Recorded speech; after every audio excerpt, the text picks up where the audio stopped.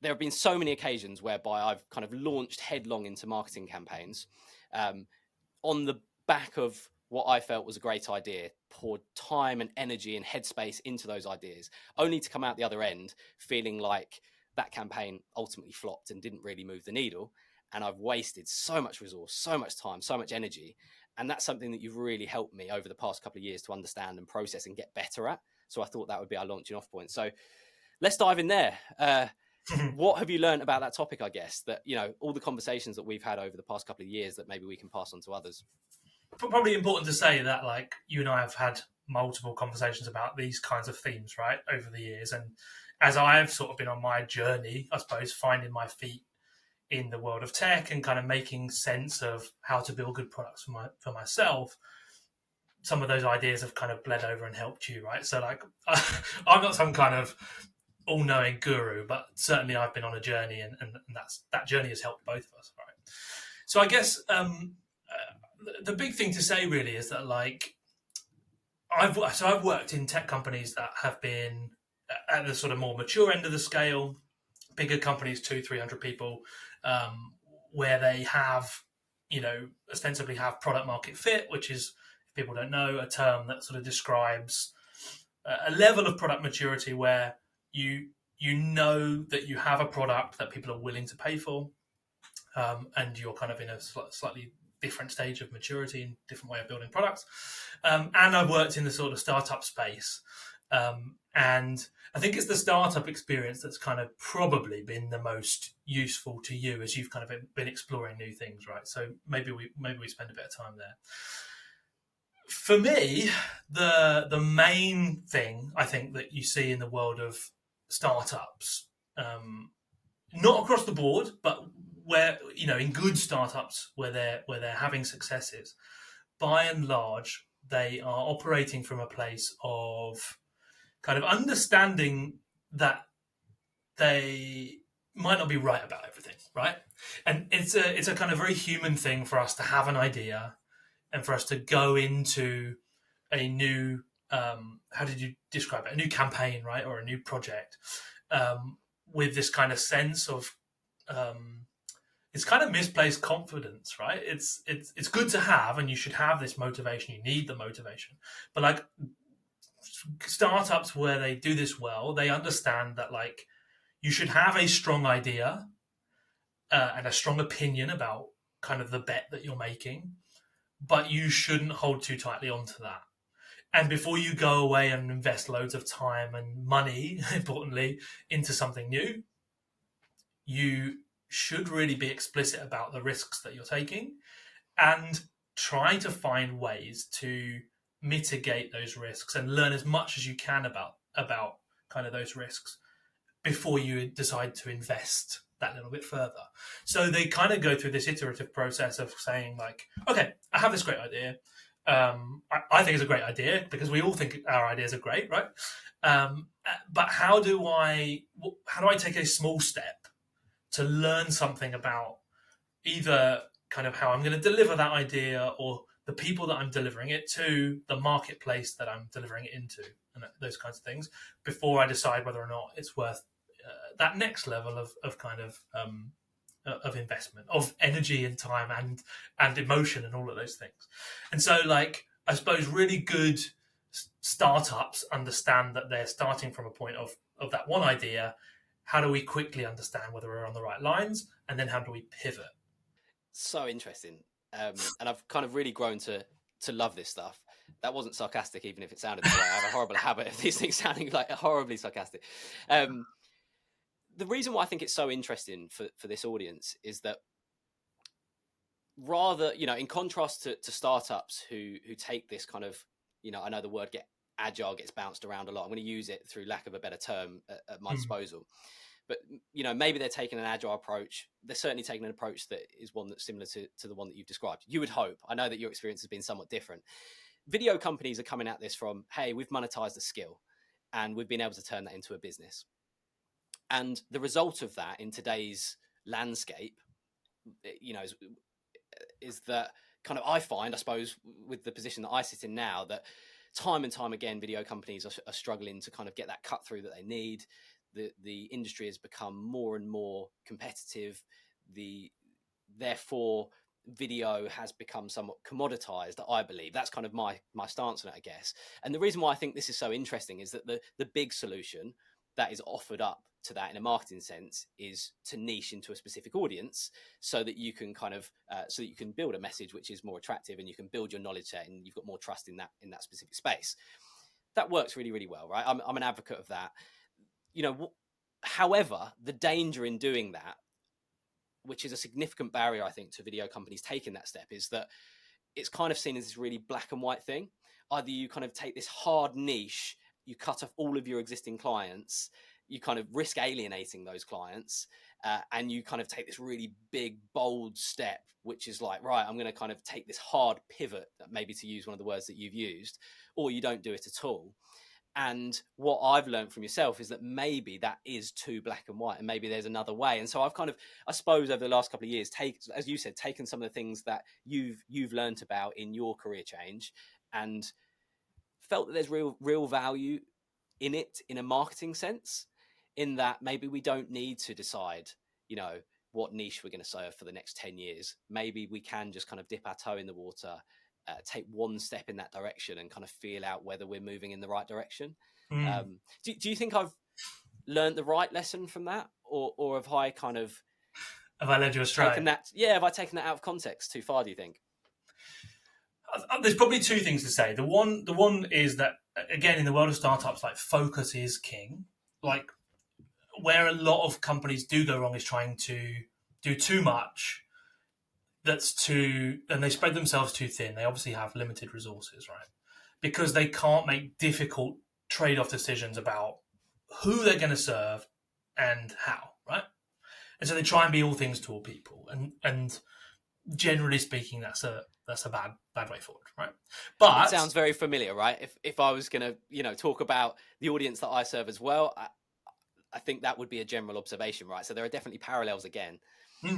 But I think what you're saying about dipping your toe in the water is quite interesting, and the everyone's least favorite billionaire, Jeff Bezos, is credited with kind of coming up with this idea of two-way doors, right? So where Amazon, I mean, and we kind of love to hate Amazon, but like a lot of what they have done to be so innovative so consistently over the years is kind of it's really the gold standard for a lot of tech companies, right? Understandably, look at the size of the thing. But he came up with this idea of two-way doors, where when they're looking at decision making, like, the quality and the speed of decisions is really important. And so where something is a two-way door, i.e., I can go through that door, I can learn something, and if I discover it's not the right direction, I can come back through and try it in a different direction. They don't spend too much time or sort of emotional angst on that decision. Where they really double down is when they're doing something that could be a real game changer and you can't come back from. And really, there aren't very many things, particularly in a startup, where you're gonna, that you would term a one-way door.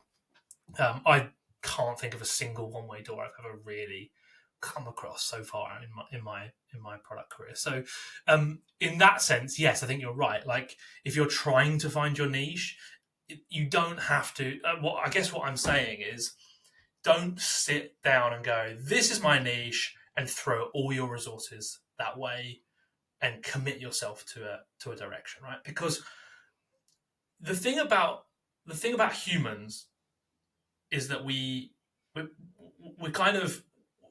constrained by all of these biases, right?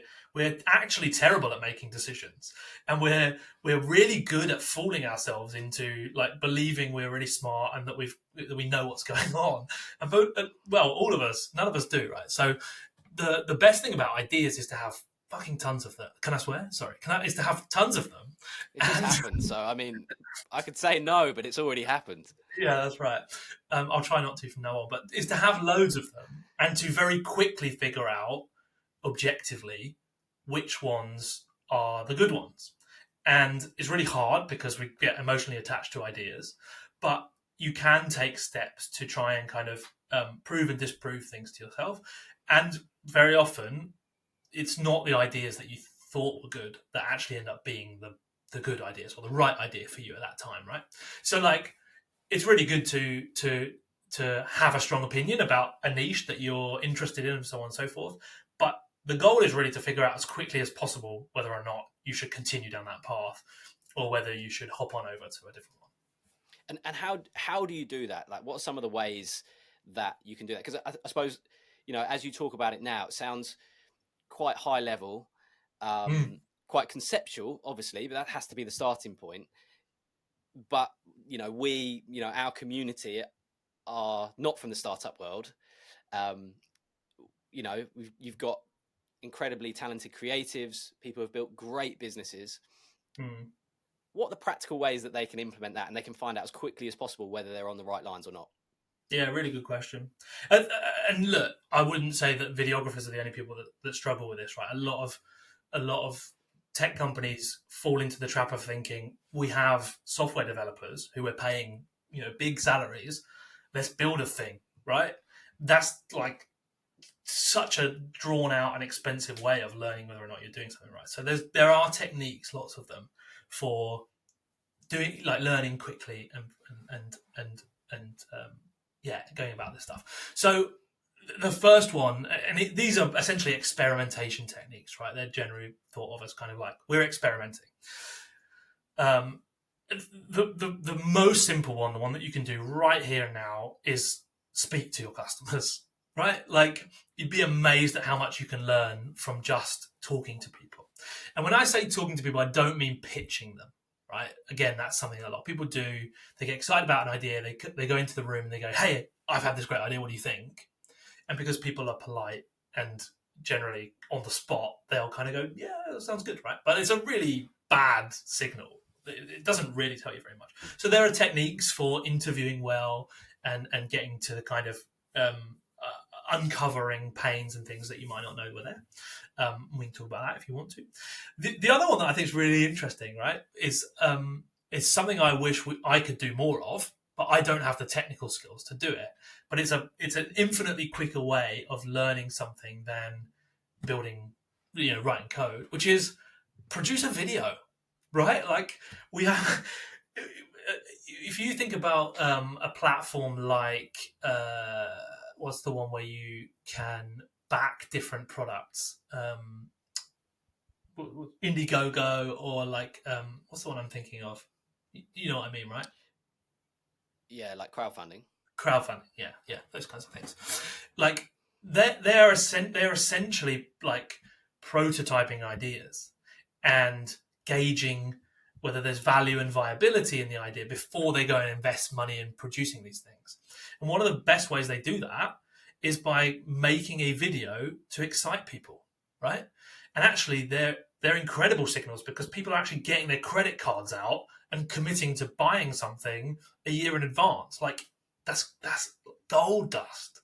And so, like, a lot of the listeners to this podcast will have that skill set. Like, make a 2-minute video, like, explaining your idea and put it out there. There are other things. I mean, you and I have done stuff in the past, right? Like in COVID, when we were, just for the benefit of listeners, like, we were looking into a business idea around eco products and kind of providing samples to people. And we did what's called a concierge experiment, which is essentially where you do something manually for your customers. You take on a task for them, so that you can learn the ins and outs of it and learn how you can maybe improve it for them and that kind of thing. So we found a few people. Well, the first thing we did, actually, if you think about it, is we put out an Instagram ad. We had nothing to offer people at that point, right? But we wanted to know, did people resonate with this message? Did they have this problem? Were they willing to give us their email address for it? So we put out an Instagram ad and we got 20 people to go to a landing page and say, yeah, I'm in, right? Like, so it was a signal. Okay, cool. We've got 20 people. What do we do with these people? We went and talked to those people, and we had, I think, 10 or 12 conversations where we talked to people about their buying habits and why they resonated with that message and those kinds of things. From there, we did a concierge experiment where we worked with one of them and we said, okay, I think she was looking for bathroom products, if I remember correctly, or deodorants. So we said, let us find you 5. We'll buy them. We'll put them in a box to you. We'll send you them, and we just want you to document your experience with that. And it was really interesting, right? So like we learned, it was really expensive to put that box together, today. So potentially there's an opportunity there to reduce that cost. But we also found that when she started using those products, she had a clear favorite, but she didn't want to dispose of the 3 or 4 others that we put in the box. So she ended up using them for their full life cycle. And what we thought might have been a monthly subscription box, right? She ended up using and probably not wanting to come back and buy for 6 months or more because she didn't want to waste. The very people that we were targeting were people who wanted to eliminate waste and be good to the earth. So, like, that was a learning we probably would not have realized on our own. So those are some, so there we've used kind of what's called a fake door, that initial kind of marketing message. And so, here's a product, but there's not actually a product there, or you're signing up to a waiting list or whatever. We spoke to some people, right? And then we did a manual concierge test. But I mean, like any of the stuff, you're basically like hacking stuff together that kind of resembles what you're trying to do or gets people excited about it in some way. I did say, you don't want to pitch people. With a video, you can pitch people because they're not sat in front of you, right? And so, and you're not asking them to just say, would you buy this or do you like it, right? You're putting a video in front of them and you might be asking for their email, or I don't know, you just might gauge the social engagement with that thing and look at the comments that are coming in and blah, blah, blah. Through that process, you might learn, there's actually a bigger problem over here that we hadn't even dreamed existed, right? Or actually, my solution is too complicated and people won't accept it. Or I don't know. Actually, they're doing X on the train, so they need to be able to download this thing and they can't do it. Do you know what I mean? So, like, essentially what we're saying is, I've got this idea, but I accept that I know very little about what's happening out in the real world with people who might use this. And I'm going to do everything I can to try and learn kind of how close I am to kind of something that might work, right? Does that help? I've only shared a few techniques there, but there are lots of things you can do, and we can talk about more if you want to. It's really useful, and for me, this has become a topic which is really fascinating. Mostly because it's added so much value to me as an entrepreneur and the way that I can carry out projects and the next steps in my journey. I think my implementation of this has been to, as I said to you, like how do we go about that niching project, which is a big topic of debate within the video community. And my big discovery is a really simple one, really, in that, of all the methods that you've described, research calls with your target audience, with your clients, with your potential clients, are just so valuable. And it's so simple. So, whilst it could potentially sound a little bit overwhelming, some of the things that we're talking about, like you've trained in this, you've built up a lot of expertise, and we don't have that same knowledge as you. Those research calls, with a little bit of guidance, with a little bit of structure, with just asking really good questions, are so valuable. And I think we're told that it's kind of business 101, isn't it? Go and talk to your target audience, whether it's developing a product or whether it's marketing, but we're all kind of reluctant to do it. It feels like I just want to crack on. I want to do the stuff. I want to build the landing page. I want to create the video. I want to kind of get the activity going because that feels good. My big learning has been that it's just so incredibly valuable, and you just cannot afford to pass it up. Not only that, but whilst in the process, I guess, that I adopt, you're not going in pitching anybody, and you're just there with the aim of learning. Effectively, that's what great sales is.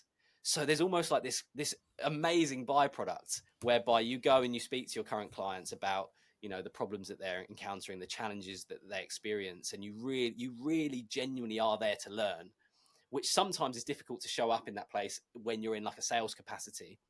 the impact of that is that it does actually quite often unlock opportunities. And the reason that I say that is because what I found with my clients is that that's somewhat motivating to kind of know that there could be a short-term win, kind of some low-hanging fruit that comes off the back of it. But that's just so powerful in itself, like in and of itself. If you don't do anything else, just going back to speak to your current clients, contacts, people that you know in a specific industry or space, or it is absolute gold dust. Yeah, and look, there is a difference between a sales conversation and a kind of a research conversation, but that is not to say that you can't learn really good stuff when you're selling, right? Like in general, I would say that there is a slightly different approach you want to take when you're talking to customers in a more generative way, right? So we call this process discovery, like we're discovering the right business model, the right product, the right opportunities. And when you're talking to customers, ultimately, you want to get them talking less about like hypotheticals, would you do this, or generalities like what do you normally do, and get them to talk about specifics. And the best way to illustrate this is to think about that question, like how often do you go to the gym, right? Because if I say to you, like, how often do you go to the gym? You say, oh, probably I go 3 times a week. Okay, cool. Right. So how many times did you go last week? Oh, well, I only went once last week because the dog was sick and I had a late night because I had dinner with my friend, right? So like all of a sudden we've gone from I think my customers go to the gym 3 times a week to my customers aren't really that committed to the gym. They wish they went more, but life gets in the way. Really different insight. Okay. So like getting people to talk, and actually this is something I learned from you when you started doing video stuff. You taught me that like when you're interviewing people, it's really good to just leave enough space, right? Leave space for them to fill, and don't be too quick to jump in and lead them somewhere, right? So there's an art to asking really good questions. And I had this last week. A guy that you and I are working with, Ryan, joined me on a call, and he's a software developer. And we were talking to this lady, and she was giving us all this stuff. And at the end, I said to Ryan, like, "Hey, like, is there anything you want to ask?" And he said, "I'm sure he won't mind me stitching him up here." He said, "Yeah. So if we did this, what what would you think of that? Like, do you think you'd use it?" And I kind of like, I let it happen and whatnot. But I knew that the quality of the information we were getting back from that person was pretty close to unusable, right? And he knew it as well. I think at the end of the call, we had a bit of a debrief, and he was like, it's really interesting to see a conversation happen in that way because we so rarely do it. Like, without me getting on my soapbox, like a lot of conversations in the modern world are 2 people broadcasting at one another, right? And it's so easy to slip into, hey, we're doing this and you should be excited about it because of that. If you need to sell people on your solution, they probably don't feel the pain that acutely, and therefore you should probably change tack. So you mentioned that you learned from me about leaving space at the end of an interview question, right? So just to let that conversation unfold, and that's something that pretty much any video professional will have come across. I learned that from my TV days, pretty much because we were trying to manufacture TV tears, which again, anybody who's worked in TV know that that's like the holy grail. That's what you're shooting for, right? You go back to the office a hero if you've got someone to cry on camera. But I think the danger when we videographers go into this process is that we revert to type. We revert to the questions that we ask when we're creating a testimonial video, which is like, hey, what do you think of the service that we're creating? No, what do you think of the service that we're offering? Like, would you recommend us? What's special about using us? And therefore, the answers that come back are, hey, you're a great set of guys. We trust you. You create great content. And that's what I guess I try and steer people away from, because I know that that's what, without any guidance, the questions that I would probably ask. But unfortunately, it doesn't kind of lead to insights which are going to be particularly valuable, right? And so that for me is the big thing. Now, are we going to do it with as much skill as you're able to? Probably not. Can I do that? Absolutely not.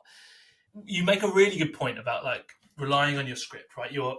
Obviously a testimonial works in a certain way, but kind of you have to get away from a script when you're trying to talk to someone, and you have to really, there's a lot of active listening involved, and you have to allow the conversation to go where the person wants to take it, and let go of the sense of control that you might have, right? You go in with a research goal, you want to learn about X or Y, and you do want to steer them, in that direction to begin with. But if they're not playing ball, you kind of just have to go with it, and you might learn something new. And I think a really good approach to this is just being like, I don't know, like, talk to me about the last video you made for a client, right? You're getting them to focus on a very specific project or event or whatever, so they can talk in much more detail about that thing, and you're likely to run into kind of problems they had in it that they can kind of talk about, passionately. And then really your best friend is like, and then what? What did you do then? How did you solve that? You're just trying to prompt the person to take you through the story, right?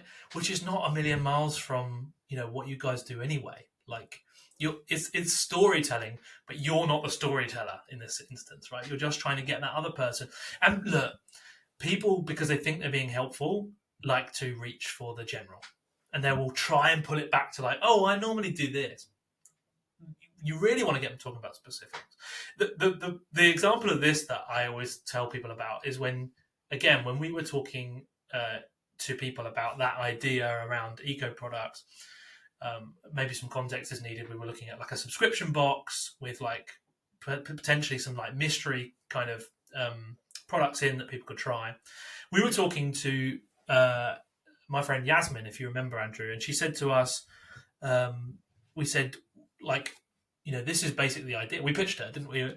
Kind of towards the end. She said, no, I wouldn't buy that. I would not buy a subscription if I didn't know what I was going to get each time I paid. Not 5 minutes later, she told us that she subscribes to a mystery perfume subscription that she pays £240 a year for, where she will receive a perfume that she's never smelled before. So you tell me, like, would she buy a subscription box that where she doesn't know what she's getting in it? Her behavior suggests yes, but the story she tells herself is no, right? So, like, people are really, really bad at this stuff. They're really bad at reporting their own behavior. So that's why you kind of really need to get people to focus on specific stories that have happened to them, and you will learn gold dust. The story about Yasmin is, like, I remember it. I totally forgotten about that story, to be honest. But hearing you kind of describe it back, it's incredible, isn't it? It's incredible how we think we behave versus how we actually do. And just briefly, because I don't want to kind of this episode to run for too long, being one of the very early episodes. But I assume that we're looking to kind of uncover challenges, frustrations, things that people deal with, problems that we might be able to solve, even though we're kind of asking that in the form of, specific examples that have happened. That tends to be my approach, right? But do you think I'm on the right lines there? Absolutely, yeah. I think I tend to approach this. I in my current job, I try and have 2 to 3 conversations like this a week with our customers, right? And I'm looking for, broadly, opportunities, things that we could do, like I know we could do with our product to better serve these people. So generally that's like they've expressed some kind of pain or opportunity in some way. I'm looking for just like insights that don't fit into that might represent broader opportunities, areas we might look at going into, or exploring a bit further, like that are maybe adjacent to what we do. And then I'm just kind of like recording other key information and quotes and stuff that can kind of help me with. Quotes are quite interesting because they obviously give you the customer's language, the way that they talk about the problem and that sort of thing. But yes, broadly speaking, we're looking for like the breakdowns or the workarounds that they use that you might be able to improve somehow for them. I think that's such an important one because, again, going back to this kind of idea that video companies, videographers, we start on this journey because we're, to monetize a skill. It's a passion that we then want to turn into a business. And I think it's, the journey of learning by osmosis through yourself, for me, has been a realization that it's a mindset shift. It's a shift from monetizing a skill to solving problems. And I think when you solve problems, you have that ability to add so much more value and make yourself so much more unique in the marketplace. And that the impact of that is that we move away from being commoditized. We're more unique. We're indispensable. It gets very, very excited when you can kind of make that shift in your mind and kind of go from there. So, right, if we were to boil this down, we were to give 2 or 3 pieces of really simple advice to dig more deeply into our target audiences, our clients, and maybe to innovate on our solutions and to carve a path forwards. What would the 2 or 3 really simple, really actionable things be, do you think? Yeah, there would be have lots of ideas and take steps to filter out the bad ideas as soon as you can, right? How do you do that? With a series of quite manual, techniques, like talking to your customers, like, hacking things together, like making short videos and putting them out on the internet, right? We have so many ways of doing that. And listen to the evidence that you're getting back, right? You're looking for signals that you're either right or you're wrong, and both are valuable, right? You're not just looking for signs that you are right about this one. Because if you find that you're wrong and you find it out cheap and you find it out quick, you are saving yourself lots and lots of time, right? It's like the people on Dragon's Den who turn up and they'd say, do not invest another, dime of your money on this, right? The quicker you can get to that point, the better. And you can turn your attention to something else that might be, a real game changer for you. I think the other thing that we've learned here, and is maybe a good example of what we've been talking about, is that, we didn't know how this was going to go, but this recording product is probably not the one we want to use long term, right? And we've learned that, and that's valuable. Absolutely. I kind of knew going in, actually, but I've validated that belief, right? Fantastic. Final thing to say, I think it's something that you've mentioned a few times, which I think is really interesting, is that we as a community, as individuals, as creatives, as videographers, have this amazing ability to be able to create videos, which is a skill that nearly all of our clients would give their right arm to have. They pay pay us a lot of money to go and create those videos for them, and we have this ability to be able to create this content, which can feed into the process that you've talked about here. And I don't think we kind of realize how valuable that is. I really believe it's one of our big unfair advantages, and we need to utilize it more and take advantage of it. So I just think it's really interesting that you've mentioned it a number of times. For anybody listening, you'll have realized by now that Richard is the smart brother. I am so thankful for all of your help in my journey, Richard, and for dipping into my mission here to help the video community and to add to the discourse that the video community has access to. It's been a pleasure, and thank you so much. You're welcome. I've really enjoyed it. Can talk about this stuff for hours, so always happy.